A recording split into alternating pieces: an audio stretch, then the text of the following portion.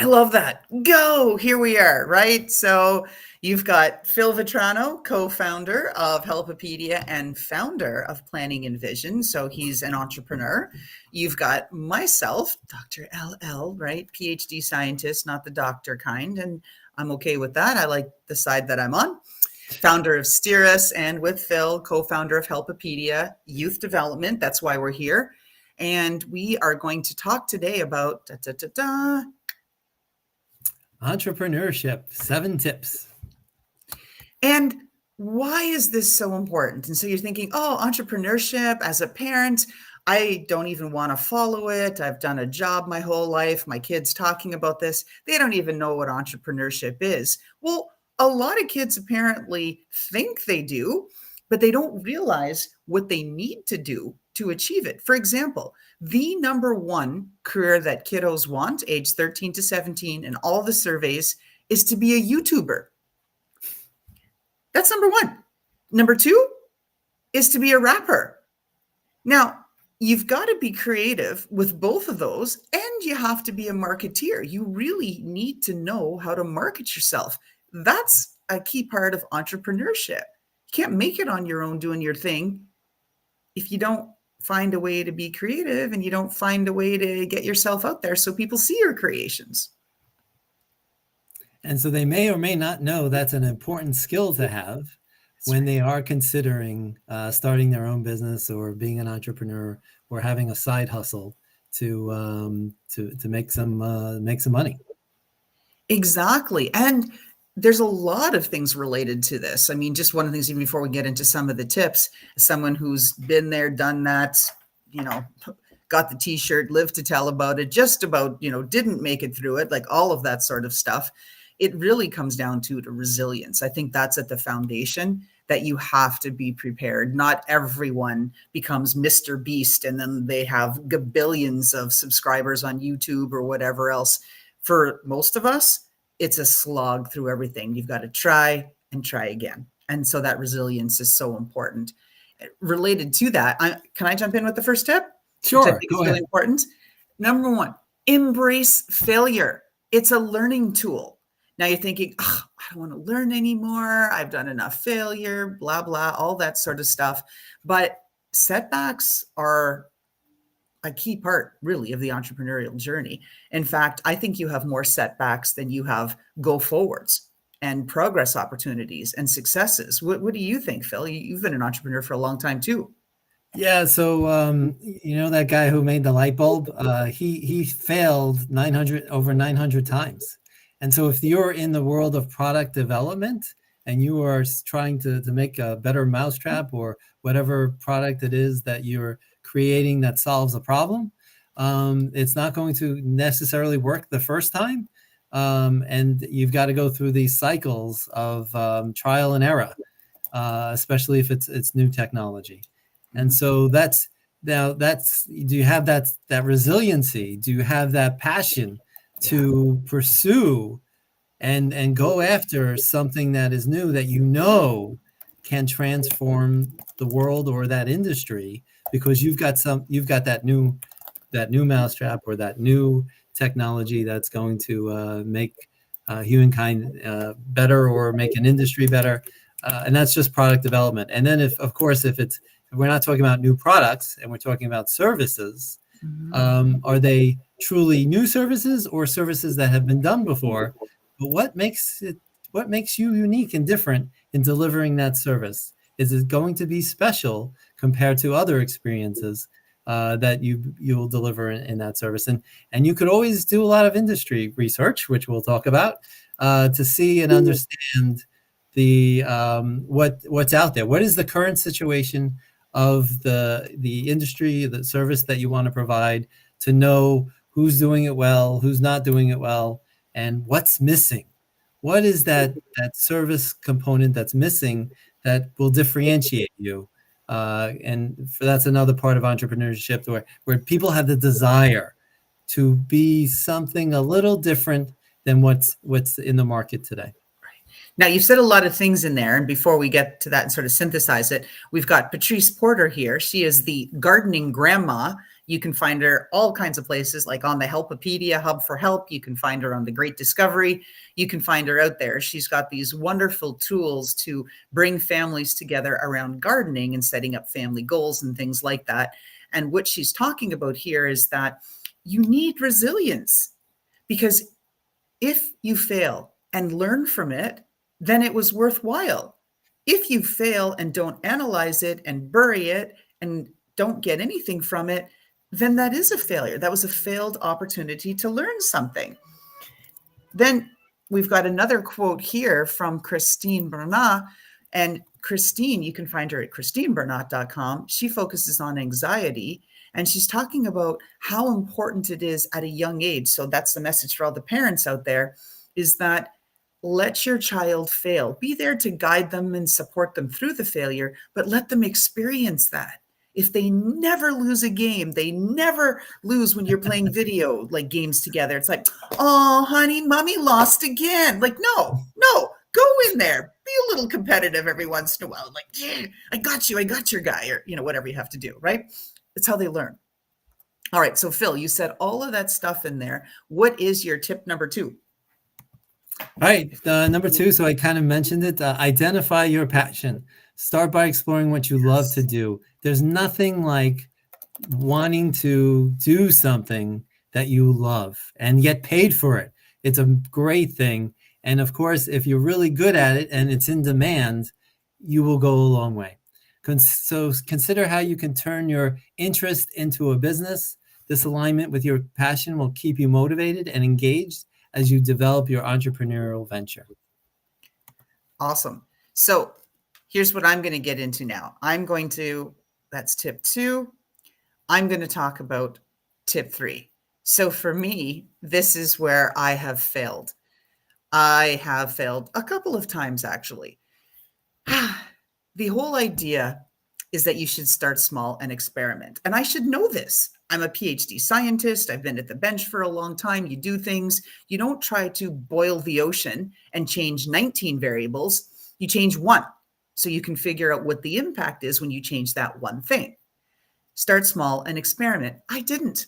I bet the farm, the house, the retirement. I did all of that. I'm like, let's build this mega thing. And it looks like customers are going to come. And I didn't get to that point where things were small enough where I could test it. I was always like, well, I need to add this other thing or this other feature. And you really get into that. And Phil knows, because he's been a project manager at tech companies, you get into scope creep. So you think, oh, if I just add that one more feature, then they can look at it and get a real experience, or I can do this. And then 1 becomes 5, becomes 20, and then you're out gazillions of dollars and time, and you've gone too far in your experiment because you've got all kinds of variables. So that has been a very, very painful lesson for me.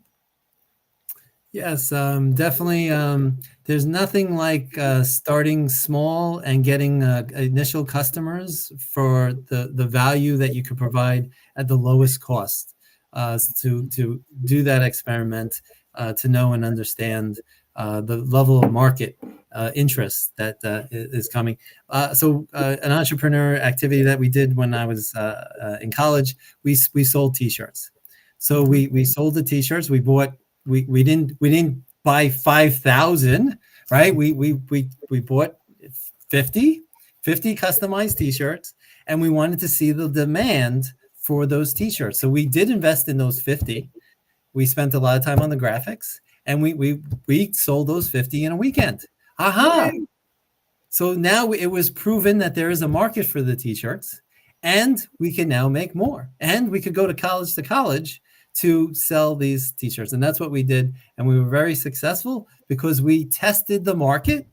And it was also very economical for college students to pay $10 a T-shirt.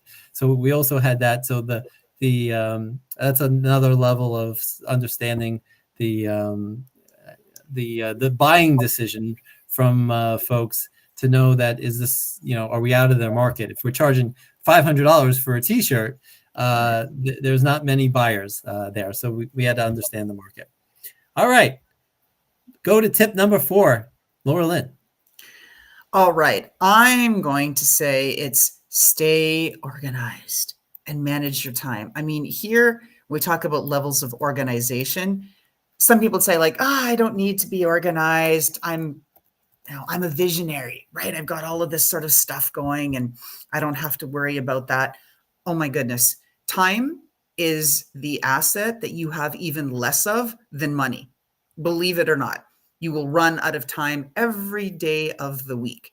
And you have to really use ruthless prioritization. Should I do this or should I do that? Because everything's on fire every day, all the time. And you have to decide which thing you need to do. Because if you don't do it, it's going to burn your face off versus something that's just smoldering in the background, let it burn. And to stay organized with my stuff since I started the journey with STEERus, which is helping small businesses lead through uncertainty and providing fractional services, right? Like chief marketing, chief technology, all that stuff, chief HR, fractional services stuff. I have almost 3 terabytes of content that I've generated in almost 4 years. That's like a terabyte a year. If you're not organized, I don't care how good your search engines are, you will never find anything. Ever, ever, ever. That's my tip.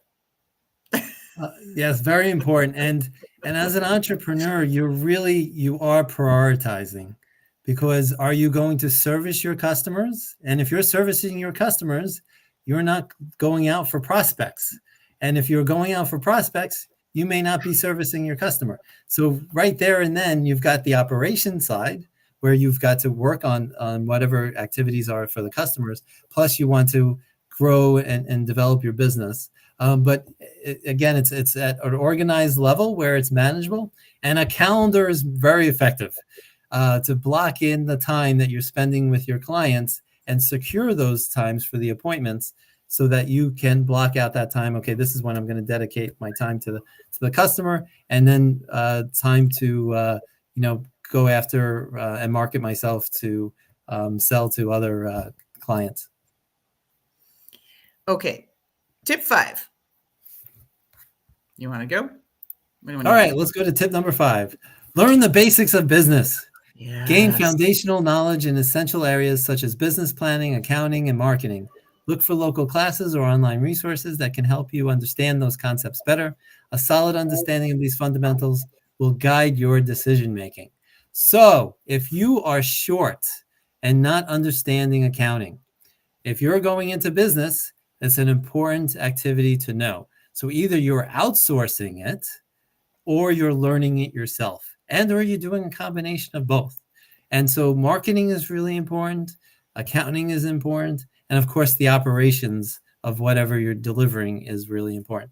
There are some entrepreneurs that they can monetize other people's work where they're not actually doing the work, but they have to know and understand and market their contractors to say how good they are. So for example, landscaping, maybe they don't do the landscaping, but they own a landscaping business.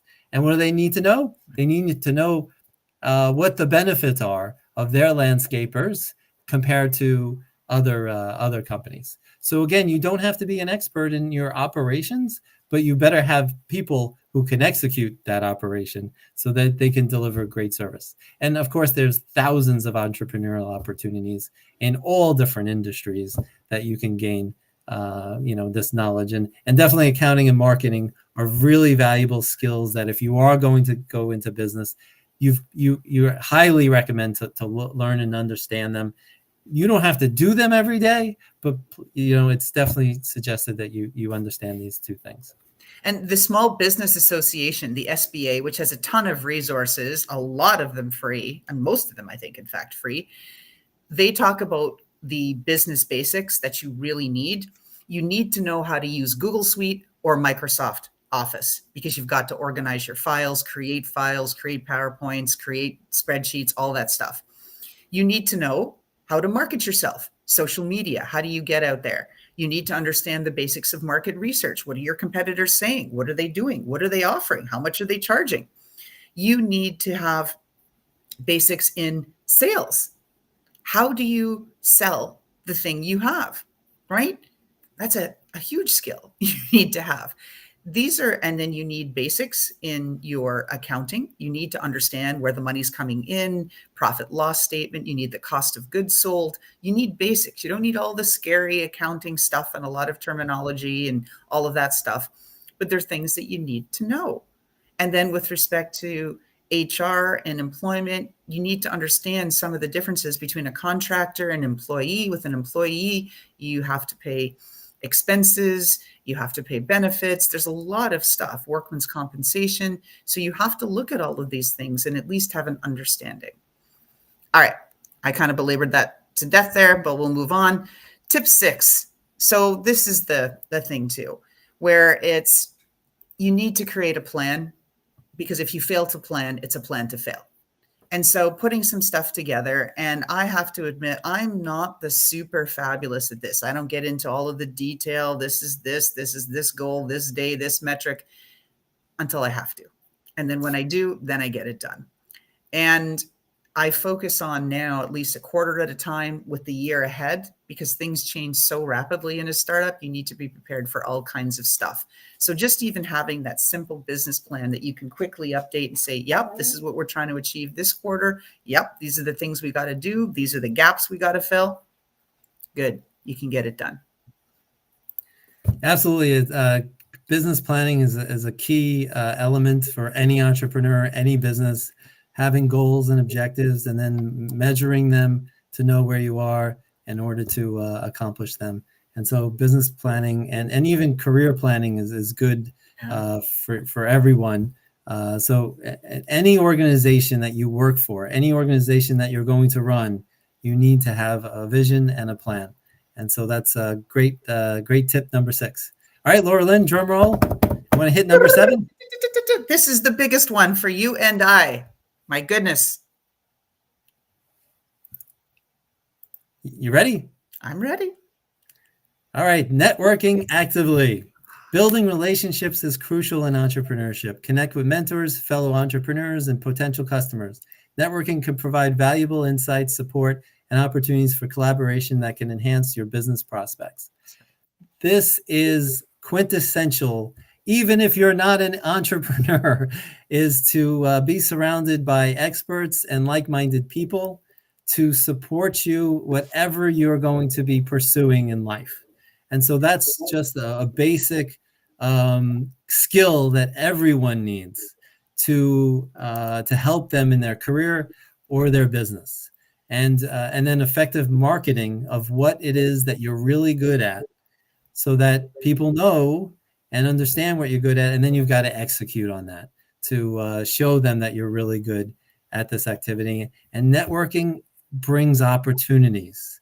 Anytime that you're talking to someone, they may know somebody who could benefit from the work that you're doing, and or benefit and collaborate with the work that you're doing, that you may be sharing clients across different businesses that you didn't know had synergies. So this is really valuable in meeting as many people as you can, especially if you're an entrepreneur. The more people you know, the better off you're going to be. And the more people who know what you do, the better off you are. And vice versa. You got to know them. You got to know your clients. Are you providing additional value to know them well? And are you referring them to people that you know and work with to help them accomplish their goals? And that's just it, because you don't know who you're going to end up with. Somebody that you met through something may ultimately become your business partner, right? Because you networked with them and you realize, wow, the people I have aren't the right people, or geez, even my family doesn't give me the support that I need. I need to work with somebody who's like-minded with me and understands, but still has different of enough perspective where you can get a little bit of a healthy tension. We hear my dog there in the background. Yep, there's Marvelous Miss Maisie making little growly sounds. She's gone now. And you can have that healthy tension that you need in a business where you can have different opinions so that you're not looking at everything the same way. You problem solve differently, but they're still like-minded. They are aligned with your passion. They are aligned with having the same outcomes and the needs and what they want in their life. And when you can find that, yeah, then you can get a business going. Like Phil and I with HELPipedia. It's perfect. We have these fabulous calls all the time. We met through networking. Burley Semenova, a wonderful gal in Baltimore. Phil's in Long Island. I'm in New Jersey. Introduced us. And then here we are over 2 years later with, grab the logo, HELPipedia, right? We've got this nonprofit helping youth and parents of the youth find ways to move their passions forward personally and professionally. And so you never know. Excellent. And so all those high school students who are interested in entrepreneurship, we have a program coming up for you and PTAs. So we're excited to work on that. And so that's something that is exciting for us to promote. And there's a lot more valuable tips, and we get into the details of the skills that are needed and the surprises that may come. And then we're actually sharing with you the understanding of how to network and help you in that, because that's not an easy activity. It's nothing that you may have been shown before, and it's really powerful when you get it and when the other person knows that you're networking and what the benefit of that is for them and for yourself. So it's an incredible skill to have, regardless if you're going to be an entrepreneur or not, because you can make a difference in people's lives by networking, including your own. That's right. So we've got an entrepreneurship 6-week program for students, high school level, and we've got a career discovery one for high school students running at the same time here, fall semester, then another one into the winter semester. We'll be sending out all kinds of details. And look, we've got Patrice Porter here, the gardening grandma, saying networking brought me to HELPipedia. And we are so happy you are here because of all of the great stuff you do and all of the support that you provide and all the connections and all of this. And as much as you think, oh, gardening grandma, she's actually super techno. She does stuff. She teaches us. She's like, have you tried da-da-da? So network, right? You can learn stuff from people. So let's roll it back quickly. We'll recap the top 7. I'll grab them, and then Phil, you can just quickly highlight them. You can you see the captions down below? No, it scrolls up. So I'll just oh no, but I'm highlighting it on the screen. You don't see? I don't see it. Oh. So you go for it if you can see it. I'll do it. All right. Tip 7, network actively. We just talked to you about how valuable that is. Tip 6, create a simple business plan. You need to have your goals and what you're aiming for. Tip 5, learn the basics of business. You need to understand accounting, money in, money out, right? You need more coming in than is going out, right? Otherwise, basics. A couple of other things that you need. Tip 4, need to stay organized and manage your time, because you may end up creating gobs of content, and you've got to be ruthless with how you spend your time, because there are a lot of time sinks out there and people who are time sinks. You want to be with them. All right. Tip 3, start small and experiment. Don't do what I did. Go big or home. Yeah. No, go big or go home doesn't always work. You really need to start small and be methodical about it and build up. I did not do that. Tip 2, identify your passion and build your business around that. Because if you care deeply about the subject you're doing, you're going to want to wake up every day and work on it. If you go after something you don't care about, it's going to be hard to get out of bed, get motivated, right? And lastly, tip number 1, embrace failure as a learning tool. It sucks. It really does, that you'll probably fail 300 out of 365 days of the year. But on those 5 days, you're on fire, and they will carry you through, the 20, 30, 40, 50 days, 100 days in between until you succeed again. So be prepared, build that resilience up, and don't stop trying. If you believe in it, go for it. Phil, final words. Outstanding. Yeah. So thank you, Loralyn, for sharing all those 7 tips, all valuable information for aspiring entrepreneurs. Even those who are still entrepreneurs could benefit from these tips. And we're adults and we're always learning. And so students, embrace learning all your life, and be a student of life. And that's my final words. Excellent. And we've got Stacy Ray here, who's just wonderful, asking about where she could find out about these programs. Stacy helps people navigate toxic relationships, specifically how to survive narcissism. which is so key because I've got it all around me. I mean, Stacy, we need to connect again on that. Our website at HELPipedia.org is currently being updated. So you're going to see some new updates soon, and we might in one of our next shows show you that. But we have a flyer. And so if people have interest, we are sending that out and can share that with folks so that we can talk about programs to get your teenager, ideally junior or senior level, or motivated sophomore, right? Those grade 10s for everybody in Canada. We know there's a lot of parents that want to see their kiddos moving in that direction. So we've got flyers in that for you too. That's it. That is the show. As always, we want to thank all of our supporters that we have here and participants and folks for giving us that energy and what we need to keep this going. So this was our 7 tips on entrepreneurship, and we will see you next week. Thank you.